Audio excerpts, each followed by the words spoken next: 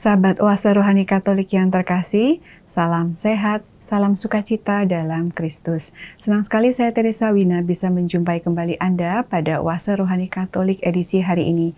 Kita akan bersama-sama membaca firman Tuhan, merenungkannya, dan menggali inspirasi iman, dibimbing oleh Romo-Romo yang berkarya di Keuskupan Agung Jakarta.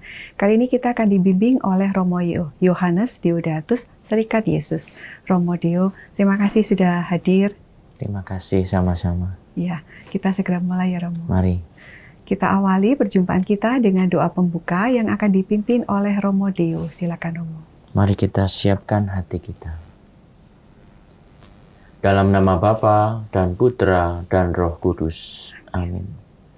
Allah Bapa yang Maha Rahim, Engkau senantiasa menyertai dan mencintai kami dalam hidup ini. Kami mohon kepadamu, semoga melalui sabdamu, kami dapat semakin menyadari bahwa Engkau adalah Allah kami, Bapa yang Maha Kuasa, yang dengan kuasanya senantiasa mau menyelamatkan hidup kami. Semoga kami semakin beriman kepadamu, dan dengan demikian kami merasakan damai dan sukacita dalam hidup kami. Sebab Engkaulah Tuhan kami, kini dan sepanjang masa. Amin. Dalam nama Bapa dan Putra dan Roh Kudus. Amin. Terima kasih Romo. Antifon pembuka, alangkah berlimpah-limpah kebaikan-Mu ya Tuhan, yang telah Kau lakukan di hadapan manusia bagi orang yang berlindung padamu. Bacaan dari kitab kedua Samuel bab 15 ayat 13 sampai 14 dan 30, dilanjutkan bab 16 ayat 5 sampai dengan 13a. Waktu itu Absalom putra Daud memberontak. Maka datanglah seseorang kepada Daud, katanya, "Hati orang Israel telah condong kepada Absalom." Kemudian berbicaralah Daud kepada semua pegawainya yang ada bersama-sama dengan dia di Yerusalem. "Bersiaplah, marilah kita melarikan diri, jangan sampai kita tidak dapat luput dari tangan Absalom. Pergilah dengan segera, supaya ia tidak dapat lekas menyusul kita dan mendatangkan celaka atas kita, serta memukul kota ini dengan mata pedang."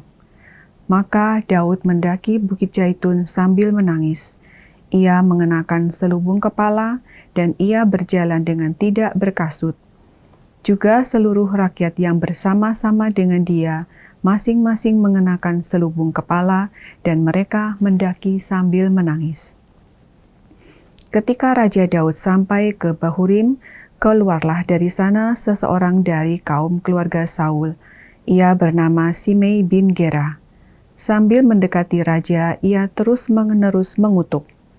Daud dan semua pegawainya ia lempari dengan batu, walaupun segenap tentara dan semua pahlawan berjalan di kiri kanannya. Beginilah perkataan Simei pada waktu ia mengutuk. Enyahlah engkau penumpah darah, orang Dursila. Tuhan telah membalas kepadamu segala darah keluarga Saul yang engkau gantikan menjadi raja. Tuhan kini menyerahkan kedudukan raja kepada anakmu Absalom.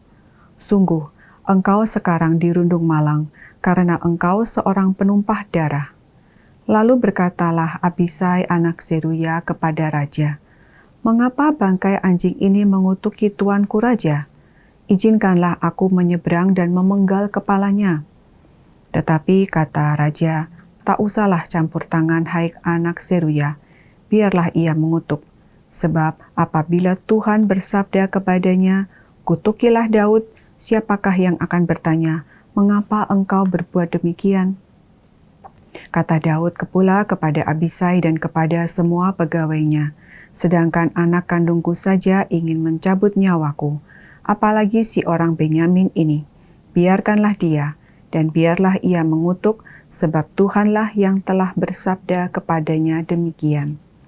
Mungkin Tuhan akan memperhatikan kesengsaraanku ini, dan Tuhan membalasku dengan sesuatu yang baik sebagai ganti kutuk orang itu pada hari ini."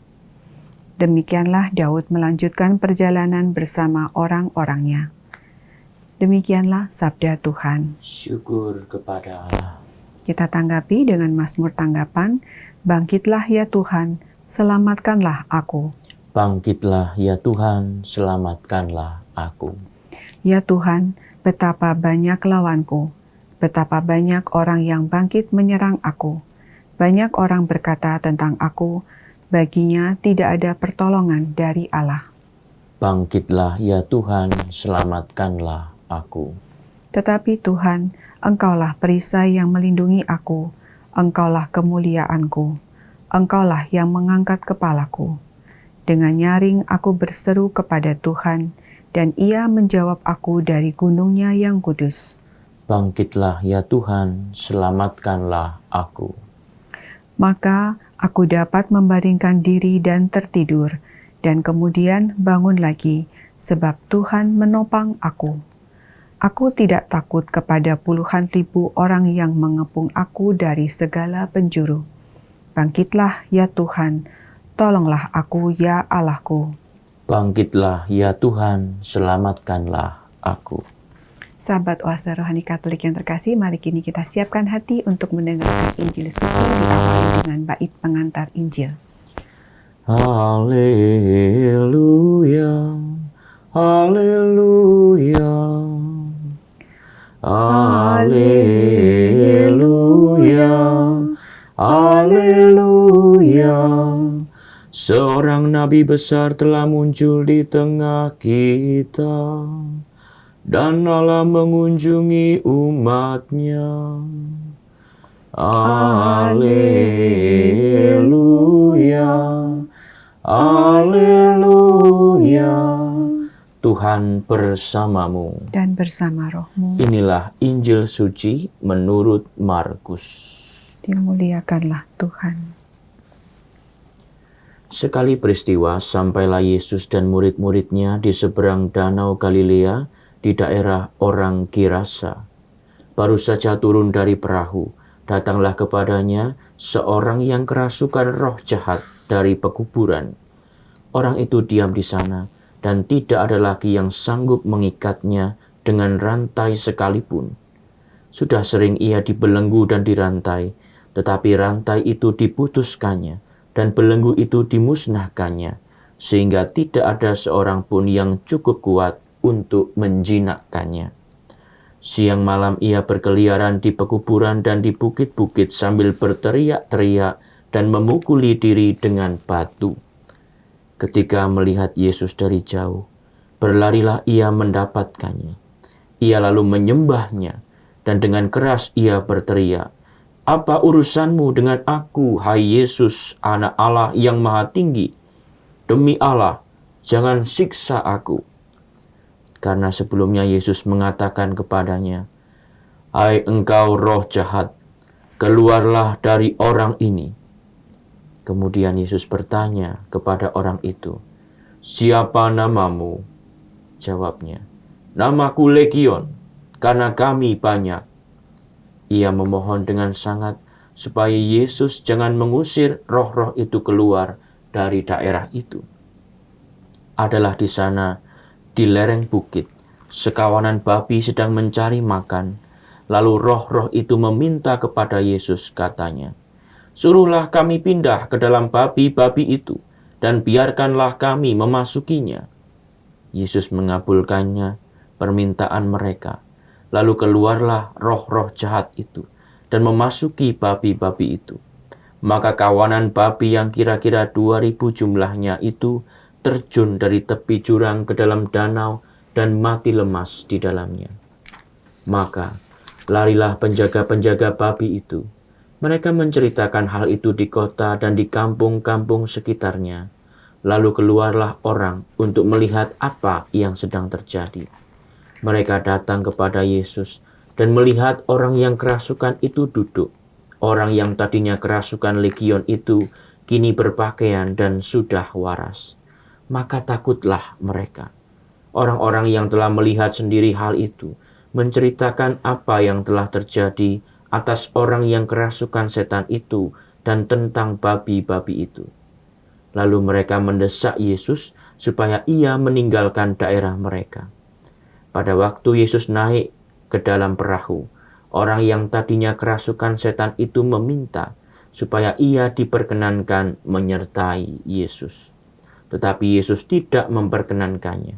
Yesus berkata kepada orang itu, "Pulanglah ke rumahmu, kepada orang-orang sekampungmu, dan beritahukanlah kepada mereka segala yang telah diperbuat Tuhan atasmu, dan ceritakanlah bagaimana Ia telah mengasihani engkau."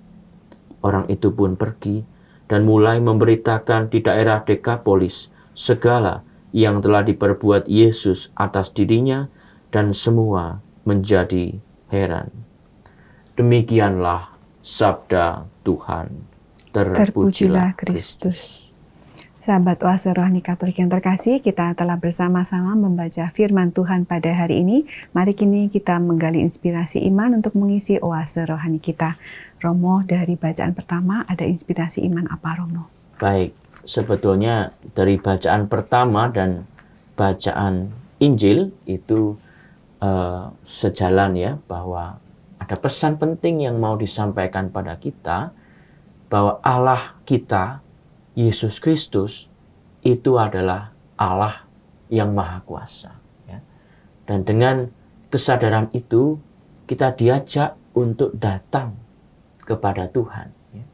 Dengan segala kesulitan, dengan segala persoalan, kita diajak datang kepada Tuhan karena Dia Maha Kuasa.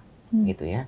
Nah, dalam bacaan pertama, kita tahu konteksnya bahwa Daud itu berdosa. Ya. Dia telah dengan sadar memilih menjauh dari Allah dengan tindakannya, yaitu membunuh Uria dan mengambil istrinya. Nah, itu konteksnya. Ya. Yeah. Padahal Tuhan sudah memberikan segalanya bagi Daud. Ya. Dia Raja Israel. Ya. Memberikan kemenangan-kemenangan dalam peperangan, kekayaan, kejayaan, kesejahteraan bagi bangsa Israel. Ya. Itu yang Tuhan beri, tetapi Daud justru malah berpaling dari Allah. Ya. Nah, karena tindakan itu, hidup Daud nampaknya perlahan mulai hancur. Ya. Anak Daud itu dikisahkan saling membunuh. Gitu ya. Absalom ya, membunuh Amnon. Iya, saling berebut kekuasaan, dendam itu terjadi di antara anak-anak Daud ya. Nah, yang kita dengarkan kali ini itu Absalom memberontak ya. Mau mengambil tahta Daud ya, mau membunuh Daud ayahnya ya. Jadi karena dosa itu, karena Daud berpaling, maka hidupnya perlahan mulai kehancuran yang dia alami begitu ya. Nah, itu dimaknai dalam Perjanjian Lama sebagai hukuman Allah. Ya. Karena berpaling dari Allah, ya, tidak setia kepada Allah, maka menurut Perjanjian Lama, tradisi bangsa Yahudi, hukuman Allah akan datang kepadanya, begitu ya. Tetapi yang menarik bahwa itu menunjukkan sebetulnya kuasa Allah, ya kan? Allah yang berkuasa dalam hidup manusia, ya, memberikan berkat, ya. Ada kutuk juga. Ya. Itu semua Allah berkuasa atas hidup kita. Ya. Dan menariknya lagi, di balik itu, Daud nampaknya masih diberi kesempatan ya oleh Allah. Diberi hidup oleh Allah. Ya. Daud itu masih bisa, ya, dia menjadi Raja Israel sampai saat itu. Ya. Meskipun dengan segala tantangan dan kesulitan yang dia alami karena dosa-dosanya itu, ya, dan dia masih bisa memohon ya, kepada Allah. Ya. Jadi masih dalam hatinya Daud masih ada iman, ada kepercayaan bahwa Allah Maha Kuasa. Ya. Dia memohon ya di dalam bacaan pertama ya dikatakan mungkin Tuhan akan memperhatikan kesengsaraanku ini dan Tuhan membalasku dengan sesuatu yang baik sebagai ganti kutuk orang itu pada hari ini. Jadi masih ada iman, kepercayaan dalam hati Daud untuk memohon kepada Tuhan karena sadar bahwa Allah itu Maha Kuasa, ya, datang kepada Tuhan. Ketika dikutuk pun dia bilang ya sudah itu mungkin dari Tuhan gitu. Iya betul, karena dia sadar dia berdosa, dia menyesali dosa-dosanya. Nah itu bacaan pertama ingin menyatakan itu, kemahakuasaan Allah, dan kita diajak untuk beriman, percaya. Ya. Kalau kita percaya Allah Maha Kuasa, kita datang kepadanya ya, dengan segala kesulitan dan tantangan hidup kita. Nah, dalam bacaan Injil, nah ini nyambung ya ke bacaan Injil, bahwa kuasa Tuhan itu memang luar biasa dan kuasa Tuhan itu mau menyelamatkan kita gitu loh.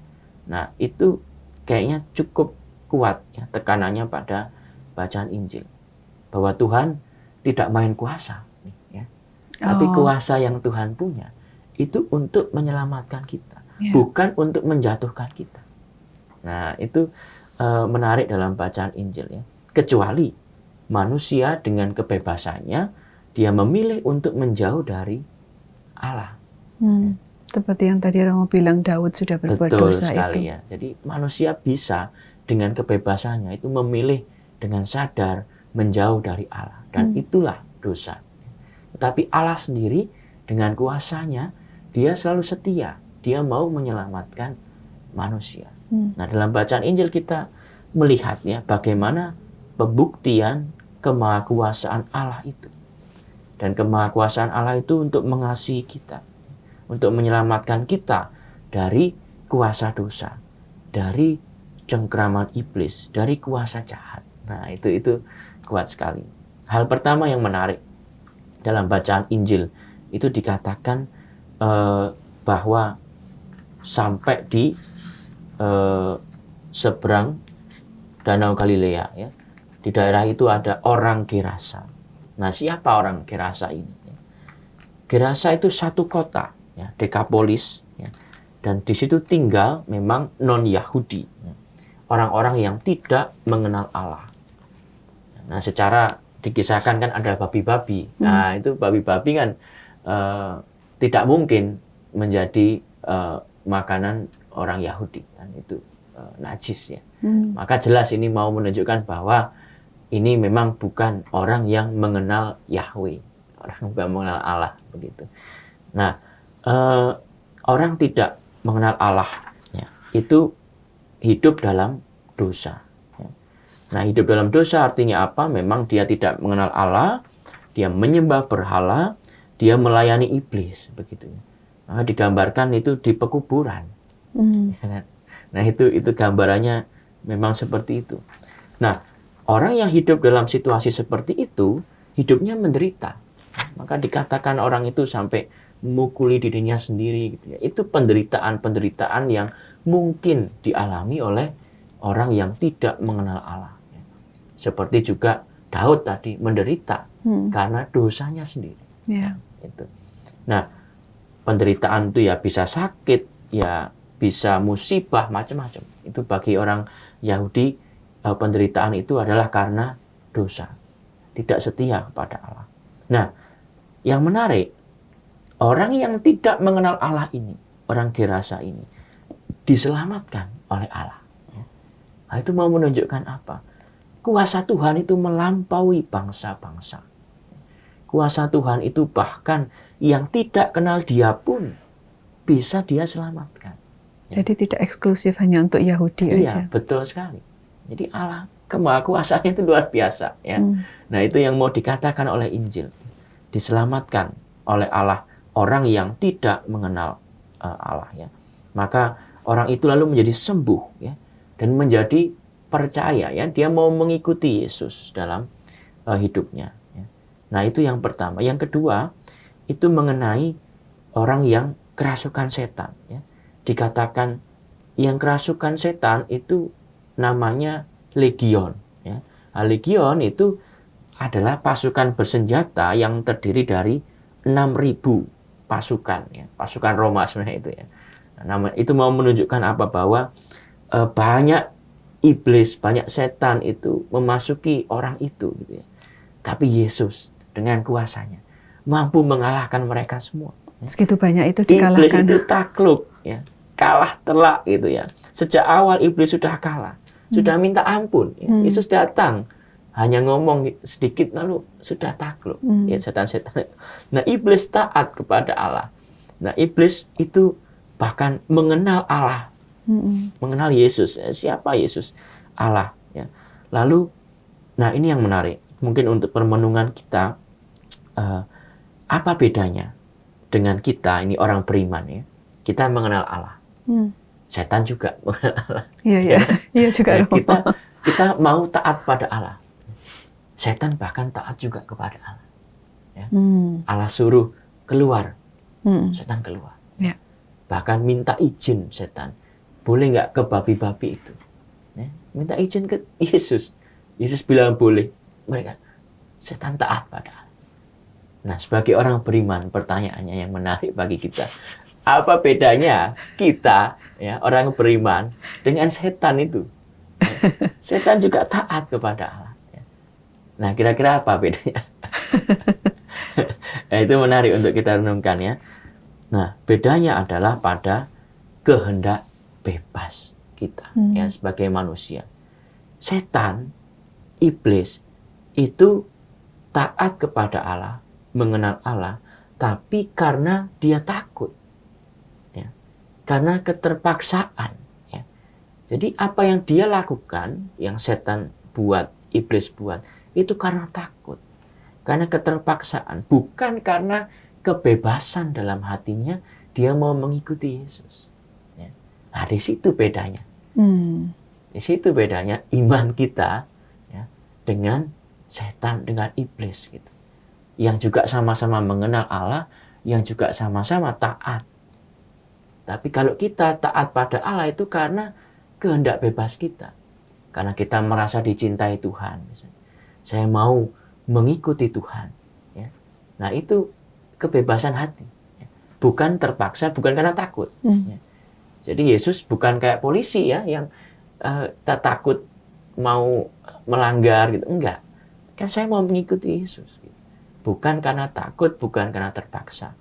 Tapi karena saya dengan sadar, dengan bebas, saya mau mengikuti Tuhan. Karena saya dicintai, karena saya disertai, karena saya dilindungi, karena Allah itu Maha Kuasa, saya sadar, saya mau mengikuti Yesus. Jadi kita memilih untuk taat karena kita lebih dulu sudah dicintai oleh Yesus ya, Romo. Betul. Ya. Kita lanjutkan lagi nanti di sesi yang kedua ya, Romo. Oke. Sahabat Oase Rohani Katolik yang terkasih, kita tadi tergelitik ya dengan pertanyaan Romo, apa bedanya kita dengan setan?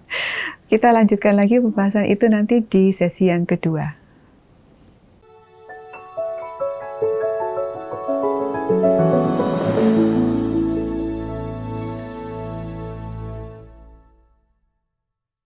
Sahabat Oase Rohani Katolik yang terkasih, terima kasih Anda masih setia mengikuti Oase Rohani Katolik hari ini bersama dengan Romo Yohanes Deodatus, Serikat Yesus, dan saya Teresa Wina. Bagi Anda yang ingin menyampaikan pesan ataupun masukan yang lain, silakan kirimkan melalui email ke orkkaj2021@gmail.com atau melalui WhatsApp ke nomor 08810251334438. Mari kita lanjutkan pembahasan tadi. Apa sih bedanya kita dengan setan, kata Romo? Silakan Romo. Iya, baik. Jadi kembali ya. Jadi memang Injil dan bacaan pertama itu mau menekankan kemahakuasaan Allah. Ya. Dia melampaui segalanya. Ya. Dia berkuasa atas dosa. Ya. Dia bisa mengalahkan iblis. Dia bisa mengangkat kita dari kuasa jahat. Ya. Itu Allah sungguh-sungguh Maha Kuasa. Maka ditunjukkan dengan bagaimana Dia mampu mengusir roh-roh jahat itu, iblis itu dari orang Gerasa itu. Bahkan yang tidak mengenal Allah sekalipun bisa ya, diselamatkan oleh Allah. Ya. Maka tadi pertanyaan saya begitu ya, memang itu pertanyaan dasar moral iman kita sebetulnya ya. Maka kita diajak untuk sungguh-sungguh ya, punya pengalaman iman, punya kebebasan hati, dan menyadari bahwa Allah itu memang Maha Kuasa. Allah itu Maha Cinta. Ya. Kuasanya itu untuk mencintai saya. Nah, dengan kesadaran itu, saya mau mengikuti Tuhan dengan kebebasan hati saya, ya. Bukan dengan rasa takut, bukan dengan rasa terpaksa. Saya takut nanti kena musibah atau nanti dibalas Tuhan. Nah, itu pemikiran yang keliru. Tadi yang Romo katakan bahwa zaman Perjanjian Lama, kalau terjadi sesuatu yang buruk itu Allah menghukum kita. Betul. Nah, itu tuh sebenarnya apakah memang seperti itu atau karena ya salah kita sendiri, kita ambil jalan yang salah, pilihan yang salah, maka ya akan hal-hal yang buruk yang terjadi gitu, Romo. Betul sekali. Jadi dalam Perjanjian Lama, orang Yahudi memang cara berpikirnya begitu, ya.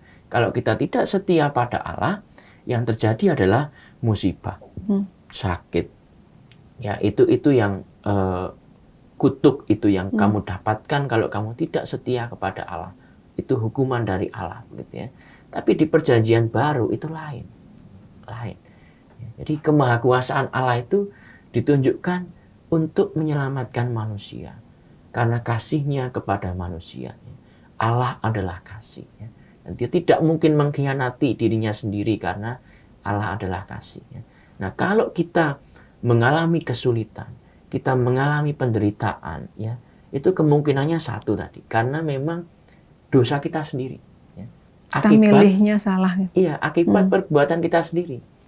Ya, kadang-kadang kita menyalahkan Allah. Ya, kok saya begini, tindakanmu itu membuat kamu sendiri jatuh dalam kesulitan-kesulitan itu. Ya. Nah, misalnya kita sakit misalnya, lalu kita menyalahkan Allah. Loh, tunggu dulu. Nah, jangan-jangan kita nggak menjaga pola makan. Ya. Kita nggak pernah olahraga. Lah, terus menyalahkan Tuhan. Nah, ini kan repot. Terus bilangnya cobaan. Nah, itu. Maka tunggu dulu pelan-pelan. Atau memang yang kedua, bisa juga karena iman kita, ya, Tuhan itu seperti mau mendewasakan iman kita. Maka ada tantangan, ada kesulitan yang mungkin dihadapi orang beriman, itu untuk kita semakin dewasa dalam iman, ya. Seperti yang dialami Ayub misalnya, ya, dalam kisah Perjanjian Lama, ya, Ayub tidak berdosa, ya. Ayub tidak melakukan perbuatan yang tidak setia pada Allah misalnya gitu, ya. Tapi menghadapi banyak kesulitan, pencobaan, ya, itu untuk mendewasakan kita, ya. Itu ibarat kalau kita melatih anak bayi yang mau jalan, ya, belum bisa jalan, masih mau jalan, ya kan. Lalu ibunya kan dari jauh, ya, ayo sini, datang ke sini supaya anaknya jalan.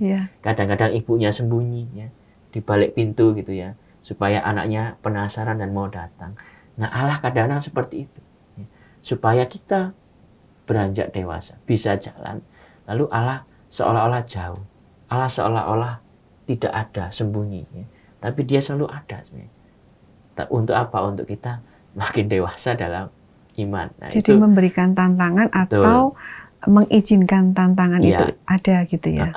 Nah, yang penting adalah ini juga yang kuat ditekankan, kita sendiri mau datang kepada Allah tadi, ya, dengan kehendak bebas kita sebagai manusia itu mau datang kepada Allah, ya. Nah, sehebatnya Allah, ya, semaha kuasanya Allah, ya, kalau kita itu menolak Tuhan, berpaling pada Tuhan, lalu itu semua tidak ada artinya bagi hidup kita. Ya, daya kuasa Tuhan tetap maha kuasa. Tapi kalau kita menolak Tuhan yang maha kuasa ini, ya lalu tidak ada artinya bagi hidup kita, ya. Kita tidak akan lagi melihat Allah kalau kita menolak Allah, gitu. Kita berpaling dari Allah, gitu. Nah, itu yang terjadi sebenarnya pada Daud, lalu digambarkan juga pada orang Gerasa ini, yang tidak mengenal Allah, yang menyembah berhala, ya. Nah, maka kita itu diundang sebetulnya untuk datang kepada Allah dengan kebebasan hati kita. Ya, itulah iman, ya. Allah berkomunikasi, Allah yang setia kepada kita, ingin menyelamatkan kita. Nah, kita menanggapi dengan kebebasan hati kita. Nah, ini iman. Nah, kalau kita tidak menanggapi dengan kebebasan hati, nggak terjadi apa-apa. Itu bukan iman namanya. Iman itu kalau kita Allah setia yang memberikan keselamatan, kita menanggapi.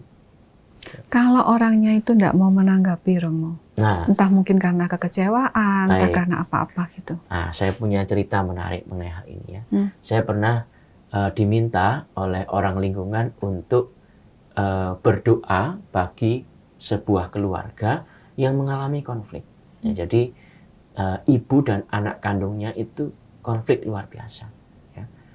Dan konfliknya itu sampai kata-kata kasar, lalu sampai pukul ya, main tangan gitu.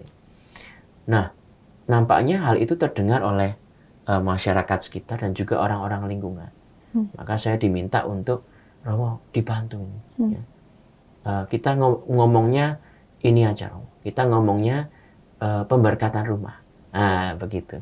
Karena gagasannya mereka di rumah itu banyak roh jahat. Banyak kuasa jahat, maka keluarga ini terus berkonflik tinggal di rumah itu. Nah, kita pemberkatan rumah aja, gitu ya. Judulnya begitu kan, nggak mungkin tiba-tiba mau datang mendamaikan siapa gitu kan. Nah, itu ceritanya. Akhirnya saya datang dan saya misa pemberkatan rumah. Ya. Saya berkati semua bagian-bagian rumah ya, terutama katanya yang paling banyak kuasa jahatnya gitu. Oke, untungnya mau diberkati, Romo. ya. Untungnya mau ada misa di rumah. Iya, ya mau betul. Karena umat-umat lingkungannya yang meminta begitu ya. Akhirnya mau, lalu nah yang menarik setelah misa. Setelah misa selesai ya, kira-kira ibunya di sini ya, anaknya di sini. Nah, saya disuruh duduk di tengah. Ya. Saya disuruh menengahi ini konflik di antara mereka. Nah, sudah sekarang ibu ngomong sama anaknya maunya apa, anak ngomong. Nah, saya disuruh menengahi. Gitu. Saya nggak kenal siapa ya, masalahnya apa saya nggak tahu ya. Menarik sekali. Nah, ketika saya melihat di situ ada cucunya. Jadi ibu, anak, ada cucunya yang tinggal Cucu itu juga. anaknya anak ini. Iya, anak ini ya tinggal di rumah itu juga. Ya. Nah, saya melihat ini yang paling kasihan adalah cucunya. Setiap hari anak ini masih kecil ya, umur mungkin 4-5 tahun. Ya. Tiap hari dia harus melihat kekerasan, melihat kata-kata kasar. Itu kelihatan sekali. Kalau anak-anak yang happy, biasanya kalau lihat Romo begitu ya, itu mungkin malu-malu ya, terus lama-lama mau mendekat begitu ya, wajahnya juga ceria. Ini enggak. Ini lihat orang asing lari sembunyi, dengar kata-kata kasar. Pengalaman trauma yang begitu kuat yang saya lihat dalam cucunya ini. Nah, itu ya saya kasihan banget di situ. Ya.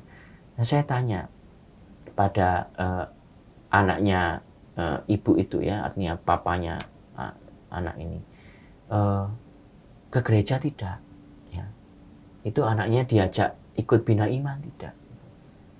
Dan dia menjawab, tidak, jarang ke gereja. Hampir nggak pernah ke gereja.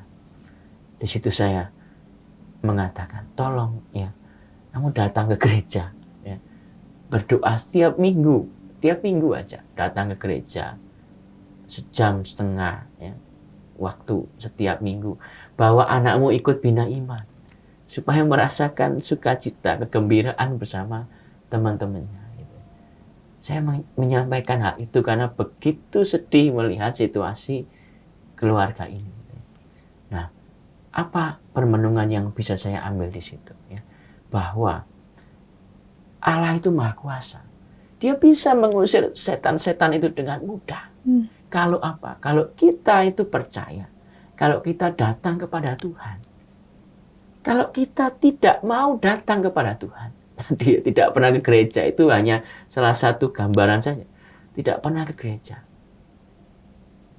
Lalu, ya tidak ada artinya. Rumah itu mau saya berkati sampai banjir ini dengan air suci, nggak ada artinya. Ya.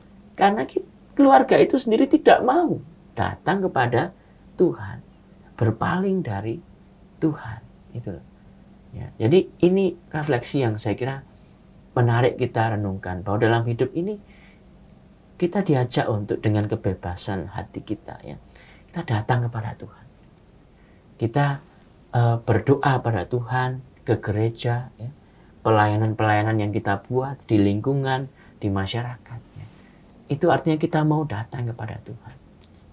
Memang dengan datang kepada Tuhan, lalu apakah semuanya baik-baik saja? Tentu tidak juga, ya. Tetapi setidaknya ada prosesnya ya, Romo. iya, dengan segala tantangan, kesulitan yang ada, kita masih punya harapan gitu. Kita masih punya arah. Kita masih punya orang-orang sekitar kita yang bisa membantu kita gitu. Nah, itu yang penting.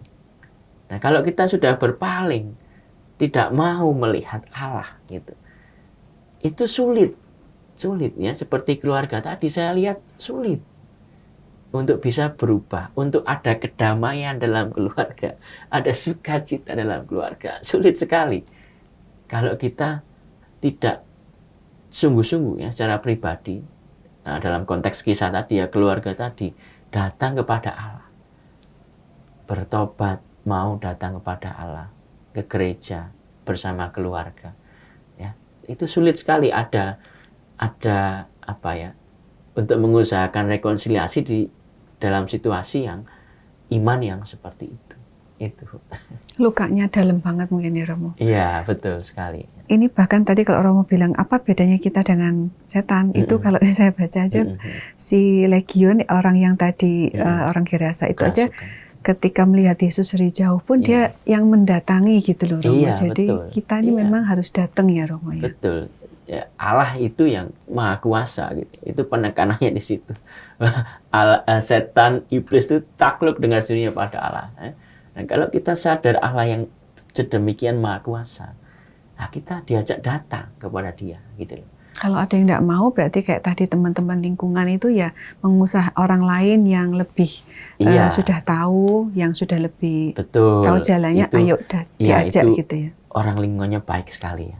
Lingkungannya baik sehingga tahu itu ada warga Katolik begitu. Lalu minta Romo datang untuk mendamaikan itu. Karena kadang-kadang kan juga ada yang bilang jangan ikut-ikut, itu kan urusan orang betul. gitu. Nah, ini hebatnya tadi ya, orang-orang lingkungan yang punya iman itu tadi itu ya. Ngapain susah-susah keluarga orang, urusan orang. Jangan-jangan kita nanti yang malah kena batunya kan gitu kan. Dimarahin atau tapi orang lingkungan ini mau datang gitu. Bahkan minta Romo untuk datang mendamaikan. Orang Katolik, Romo. Itu orang yang mengenal Allah gitu. Nah, tapi kurangnya tadi apa tadi? Kurang kebebasan hati untuk datang kepada Tuhan gitu. Nah, itu yang perlu kita renungkan dalam hidup kita ya. Jangan-jangan kita ngomong kita kenal Allah, kita ngomong kita taat pada Allah, tapi ternyata dalam lubuk hati kita yang paling dalam kita masih melihat Allah seperti ya tadi, seperti polisi ya, seperti hakim yang menakutkan gitu. Sehingga kita tidak punya kebebasan, sehingga kita takut gitu, terpaksa. Jadi hubungannya itu enggak kayak ayah dengan anak cinta gitu, tapi takut. Harus dilandasi dengan kebebasan hati. Mungkin pengalaman cinta itu yang membuat kita mau datang pada Tuhan ya. Atau seperti orang Gerasa tadi yang tidak mengenal Allah, setelah diselamatkan lalu ingin mengikuti Tuhan kan begitu ya. Dengan bebas. Tidak dipaksa. Saya sendiri mau datang pada Allah. Itu. Semoga itu si ayah, ibunya sama cucu itu nanti bisa entah melalui apa merasakan kasih Tuhan ya, Romo, terus doakan, datang ya Romo ke Tuhan. Baik. Romo, untuk menutup acara ini boleh Romo kasih benang merah pendek lagi antara tadi Romo sudah gabungkan bacaan 1 dan bacaan Injil, mungkin sebagai penutup ada kesimpulan pesan apa Romo untuk kami? Kita diajak untuk semakin menyadari bahwa Yesus Kristus ya, yang kita imani itu sungguh-sungguh Allah yang maha kuasa ya. Dia itu kemahakuasaannya melampaui segalanya, mampu mengalahkan setan, kuasa jahat itu nggak ada apa-apanya bagi Allah. Dan kita dengan kesadaran itu sebagai orang beriman diajak untuk datang kepada Allah ya. Karena Allah itu memang maha kuasa tapi juga penuh kasih ya. Kita datang kepada Allah karena kita sadar Dia maha kuasa, Dia maha cinta ya. Nah, maka dengan kebebasan hati kita mau datang. Bukan malah kita berpaling, kita menjauh dari Allah. Dan dengan demikian harapannya kita senantiasa punya harapan. Hidup dalam damai, syukur dan sukacita dalam keluarga kita. Dan bukankah itu yang kita harapkan dalam hidup kita? Ya, amin. Semoga kita semua bisa merasakan entah dalam satu peristiwa, lain peristiwa, kasih Tuhan yang sangat besar ya Romo. Kita tutup perjumpaan hari ini dengan doa penutup ya, dan berkat ya Romo, silakan. Mari kita siapkan hati kita. Dalam nama Bapa dan Putra dan Roh Kudus. Amin. Ya Yesus, Allah yang Maha Kuasa, Allah yang penuh cinta. Kami bersyukur karena melalui sabda-Mu, pada saat ini Kau sadarkan kami bahwa kami senantiasa ingin datang kepadamu, karena kami sadar Engkau yang Maha Kuasa dan Maha Cinta. Semoga di tengah segala tantangan dan kesulitan hidup kami senantiasa mau datang kepadamu, sehingga kami senantiasa punya harapan, senantiasa punya pegangan. Kami senantiasa dibawa dalam damai dan sukacita-Mu. Dengan pengantaraan Kristus, Tuhan kami. Amin. Amin. Tuhan bersamamu. Dan bersama rohmu.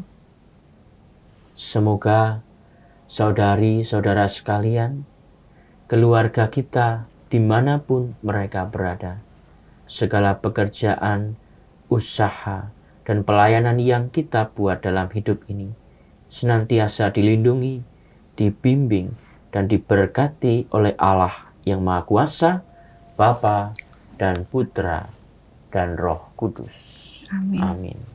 Terima kasih Romo. Semoga Romo terus menjadi berkat bagi umat yang Romo layani. Terima kasih, mohon doanya. Amin. Kita ucapkan juga terima kasih kepada segenap pimpinan, pengurus, dan tim teknis Oase Rohani Katolik yang telah mendukung hingga acara ini bisa berlangsung dengan lancar. Kepada semua sahabat Oase Rohani Katolik yang selalu setia mengikuti Oase Rohani Katolik. Sampai jumpa di edisi yang mendatang. Salam sehat dan sukacita dalam Kristus.